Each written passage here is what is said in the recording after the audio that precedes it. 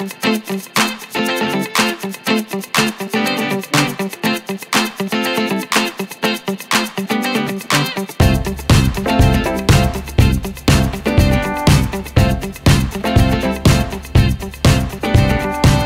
à tous, bienvenue sur HPTV pour ce deuxième numéro des émissions spéciales Foire de Tarbes. Tout de suite on commence avec la visite d'un premier exposant, il s'agit de Similien qui nous reçoit sur son stand, c'est parti. Toujours à la foire des expositions de Tarbes, je me retrouve avec Similien avec qui nous allons parler, vous le voyez, saucisson. Donc Similien, vous êtes de Pau et je crois que les produits que vous proposez viennent de Lyon, c'est ça? Oui, tout à fait, c'est ça. Alors quel type de produits, quel type de saucisson et de différentes variétés vous proposez ici? Alors c'est des produits de Lyon, séchés dans les monts du Lyonnais, 100% naturels, avec du boyau naturel, de la fleur naturelle et une large gamme de choix, donc 20 choix différents. Donc vous l'avez entendu, des produits 100% naturels, c'est bien, c'est dans l'air du temps. Quels différents parfums ou goûts vous proposez? Alors je propose de la noix, de la noisette, du kangourou, de l'autruche. Oui, du kangourou, de l'autruche, de l'âne, du canard, du maroilles. Ah ouais, donc vraiment un choix complètement varié et diversifié. Oui. C'est la première fois que vous participez à la foire des expositions de Tarbes? Oui, oui, tout à fait, c'est la première fois que je participe à la foire de Tarbes, oui. Et alors pour l'instant, ça va, vous êtes content? Il fait beau, les gens sont gentils? Oui, voilà, c'est un peu difficile au début, mais ouais, ça va arriver. Oui, oui, là on est sur les premiers jours, mais les gens vont arriver. Vous faites ça depuis combien de temps, vous? Alors ça fait 3 mois que je me suis lancé à mon compte parce que j'en avais marre d'avoir des ordres. Donc je me suis lancé à mon compte pour ne plus avoir d'ordre et m'en sortir dans la vie. D'accord, donc la venue à la foire des expos, ça permet aussi de vous faire connaître et d'essayer d'avoir une clientèle et de faire connaître vos produits. Voilà, tout à fait. Ben parfait. Mais écoutez, si vous voulez retrouver Similien, n'hésitez pas à venir à la foire des expositions de Tarbes, de goûter ces produits, ce que nous avons fait, et donc on vous conseille d'en acquérir le plus vite possible. Merci beaucoup, bonne foire. Merci à vous, au revoir et bonne journée.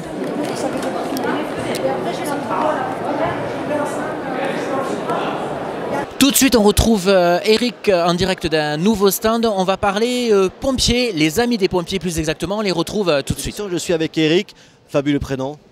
N'est-ce pas? En effet, le monde devrait appartenir à Eric. Ouais, et ça le sera bientôt. Et vous êtes le président des amis du musée des sapeurs-pompiers de Tarbes, comme c'est écrit derrière nous. Alors déjà un petit mot sur cette association, qu'est-ce qu'elle fait? Alors c'est une association qui est très ancienne puisqu'elle remonte en gros aux années 70. Et en fait, c'est donc d'anciens pompiers de Tarbes qui avaient décidé de ne pas laisser mourir l'échelle de l'Arsenal, une échelle en bois, une Rosalie tout en bois. Et donc ils ont décidé de la remettre en état. Et puis après, l'un dans l'autre, on commence par une échelle, on rajoute un camion, on rajoute une pompe. Et puis tous les fous se sont retrouvés, mécaniciens, carrossiers, peintres, pour remettre en état tous les véhicules. Vous avez combien de véhicules au total? Alors on a une 50aine de véhicules, dont 40 sont en bon état de présentation. Ouais. Certains roulent, d'autres bien sûr ne roulent plus parce que ça serait trop difficile de les faire rouler, ils sont quand même fragiles.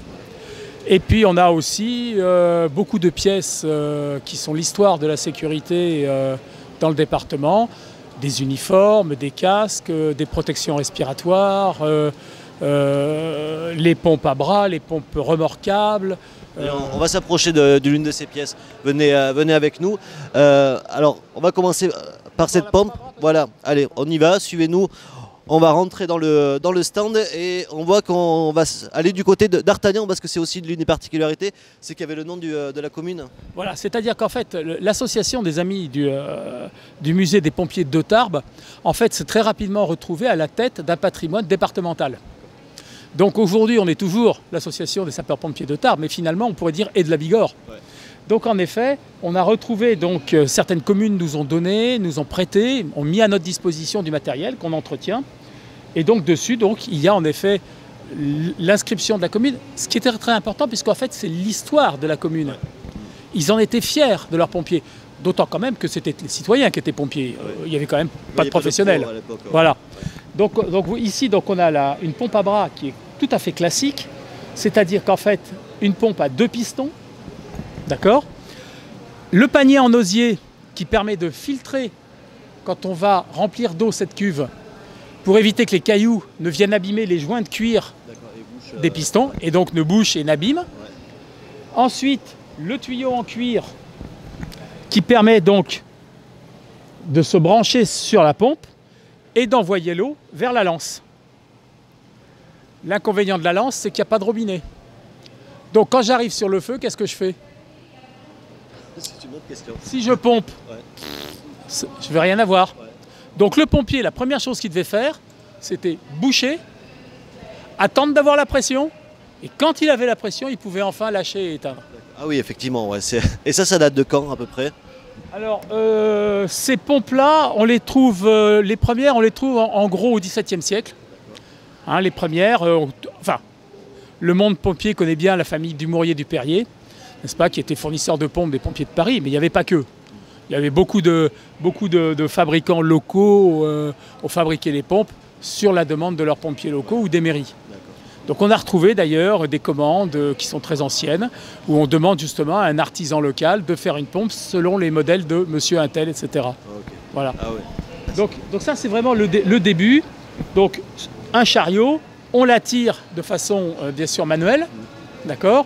Et quand on arrive sur le lieu d'intervention, on pose le chariot au sol, et ensuite on va faire une chaîne avec des seaux pour remplir la cuve. Voilà, tout ça, c'est à retrouver ici sur la foire de Tarbes. On est dans le hall 2. J'allais dire au fin fond, juste derrière la brocante, près des restos. N'hésitez pas à venir faire un saut. Et puis tout au long de l'année, vous êtes... Nous sommes à l'Arsenal, au bâtiment 116, bâtiment prêté par la ville de Tarbes, ce qui est quand même très sympathique de leur part. Et donc on peut recevoir, pour l'instant ce ne sont que des visites privées, puisqu'on n'est pas encore homologué pour ouvrir au public. Ça serait quand même illogique que les pompiers ouvrent alors qu'ils ne sont pas en conforme. Effectivement, c'est eux les responsables de la sécurité. Et si vous souhaitez devenir bénévole pour leur donner un coup de main, pour restaurer, pour réparer, j'imagine que les gens sont bienvenus. Bien sûr, bien sûr, bien sûr. Nous sommes demandeurs de mécaniciens, de gens qui ont envie de se faire plaisir sur les vieux moteurs, de carrossiers, d'électriciens, de peintres, etc. D'informaticiens aussi, parce que toutes les archives doivent être numérisées. Effectivement. Merci Eric. Et nous, on va poursuivre notre balade dans les allées de la foire de Tarbes. Au revoir Eric. Au revoir. Et comme il est bon de se restaurer parfois, on va se retrouver en direct du cochon qui flotte dans quelques instants. Alors quel est ce nom étrange? On va le découvrir ensemble. Si je vous dis le coin basque, ça vous parlera davantage. On les retrouve tout de suite, c'est parti.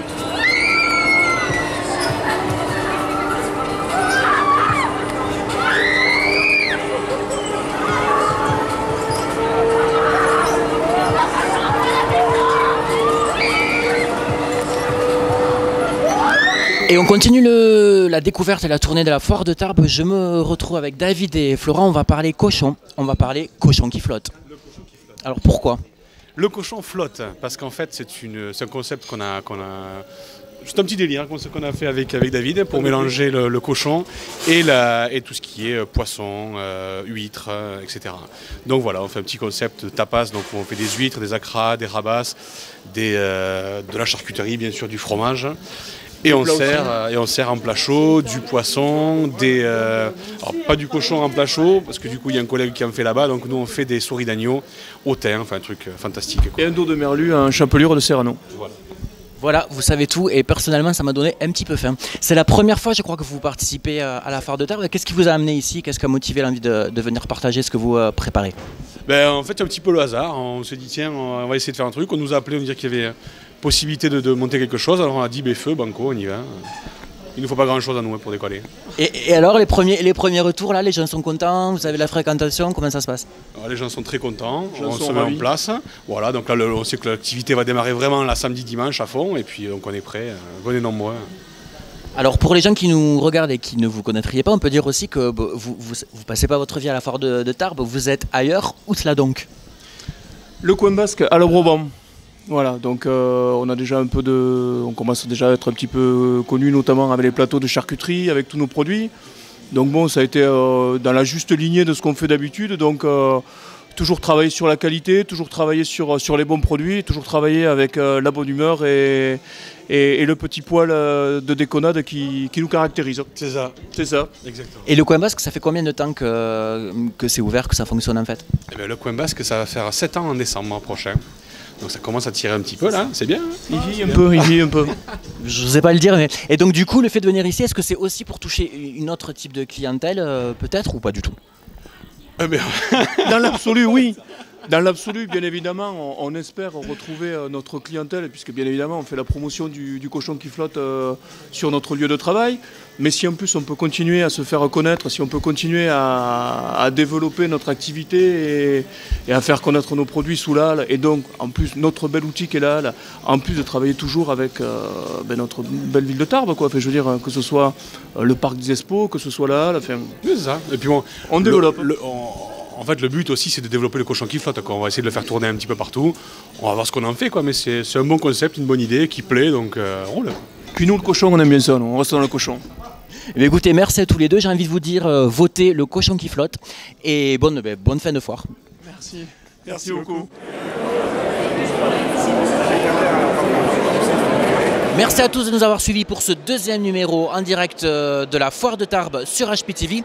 On se retrouve dès demain pour un nouveau numéro, une nouvelle découverte des exposants ici à la Foire de Tarbes. À demain.